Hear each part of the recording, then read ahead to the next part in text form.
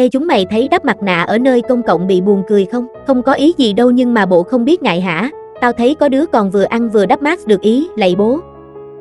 Bạn ơi, mình là bạn nữ trong ảnh, mình thấy bạn chụp lén nơi công cộng cũng bị buồn cười. Mình dùng mặt nạ cũng không ảnh hưởng gì đến ai, bớt vô duyên dùm bạn nhé. Nếu mọi người muốn đắp mask ở nơi công cộng thì Bano Bagi nhé, đảm bảo không rơi. Bano Bagi lại nhắc đó trời. Đời bố quản, kệ mẹ bọn tao. Đầu con vợ này cắm bảo con VF3, có khi đi xuyên Việt còn đắt. Đúng là không ai ghét phụ nữ hơn cả phụ nữ mà. Mỗi lần nhìn thấy bài viết nào chê bôi phụ nữ thì khá su 80% người viết bài là nữ. Sống cái lối miên gơ hãm riết quen nên nghĩ ai cũng giống mình nha.